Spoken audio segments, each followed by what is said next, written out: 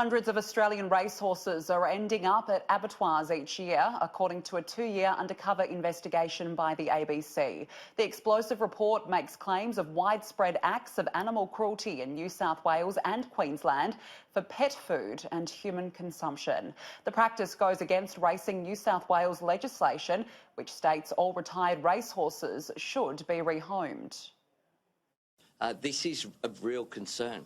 Australians, quite rightly, care about the welfare of animals, and any abuse needs to be properly investigated and action taken by the New South Wales Government. According to the ABC's 7:30 report, one Queensland slaughterhouse recorded killing up to 300 racehorses in 22 days. Footage was also shown of thoroughbreds being beaten, shocked with electric prods and kicked. Racing Australia Chief Executive Barry O'Farrell says he is appalled and shocked by the allegations. The horse racing industry is reeling this morning after a 2-year shocking investigation by the ABC exposed the brutal slaughter of thousands of healthy racehorses, undermining a commitment to animal welfare. It comes on the eve of the world's richest turf race, the Everest, and just weeks out, of course, from the Melbourne Cup. So to discuss that, we're joined by Stella Magazine's Sarah Lamarquand and 6PR's Oliver Peterson in Perth. Good morning and welcome to you both. Good morning, Georgie. Ollie, the slaughter of racehorses, we should state, is not illegal in Australia, but it does go against industry rules, which state that all retired racehorses should be rehomed. Now, some of the images from last night's report are absolutely sickening. I mean, to the point where we've all discussed we find it very, very hard to watch. What sort of impact do you think this is going to have, this expose is going to have on the industry? It's going to be huge, Georgie, and it's going to be felt immediately. And you're right, anybody who watches any of that footage, if you have seen it, will just be really, really confronted by what they have seen. This is animal cruelty, obviously, on a mass scale. As you say, it's not illegal, but we're talking here about hundreds and hundreds of horses who have gone to abattoirs or knackeries. Now, we obviously know that when a horse is going to be ending its life through that particular channel, it's not going to be pretty. But what we're seeing here are examples of animal cruelty, and unfortunately, this is going to really put a sore point on what should be the racing season that we're about to be discussing, we're about to enter, as Australia sort of turns its attention towards the Everest and the Melbourne Cup.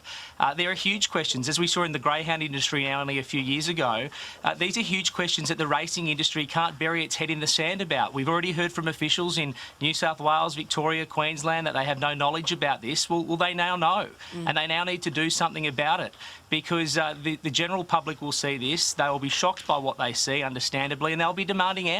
Of course, racing is very big business and that requires big breeding. And Sarah, part of the problem here is too many horses are being bred in the pursuit, you know, to find the next Mackay Diva or the next Winx. Greed and glitz, in this case, is outweighing animal welfare. Yeah, look, it's just such a disturbing issue, and, you know, for those people that do attend Spring Carnival, and we know that that's millions of Australians, it's so easy to become removed from that reality. You're there. It really, for racing, for most punters, is about having a flutter, or for a lot of Australians, just about having a champagne and engaging in the fashion spectacle, and this is a reminder of the very real cost behind that. And I think the millions of Australians that do participate in Spring Carnival every year want to believe racing regulators when they say that, you know, that they've taken serious measures the last 3 years, that all racehorses are now meant to be rehomed. That's the assurances that we've been given. In this case, Racing New South Wales have said that they deny any knowledge of this. So, as Ollie said, you would hope now that there'll be a little bit more accountability and that the assurances that we've been given are being followed through on. But I'd also make the point that what is happening at abattoirs? I mean, the slaughter of any animal, whether it's, you know, a livestock or whether it's a retired racehorse, to me it's all the same. Every animal deserves to be treated humanely. And when it comes to slaughtering animals, we know that there's a way to do that as humanely as possible. Certainly our vision of people attacking, tormenting, beating horses that are about to be slaughtered is completely unnecessary. And I think this is something that we need to talk about too, is why isn't there more accountability and regulation of abattoirs across Australia? Yeah, just quickly, Ollie, after seeing last night, how do you approach the upcoming Melbourne Cup? Will you still watch it? Will you still, get caught up in the whole event? I think I will, and I think most Australians will as well, Georgie. I think that, as Sarah just indicated as well there, for the majority of Australians, it's part of the fanfare, I suppose, of the Spring Racing Carnival, and this will certainly be a cloud hovering over everybody in regards to horse racing, and obviously we're discussing it here. It'll be on the talkback lines around Australia today as well, and it's not going to go anywhere until we have some more clarity from the racing industry.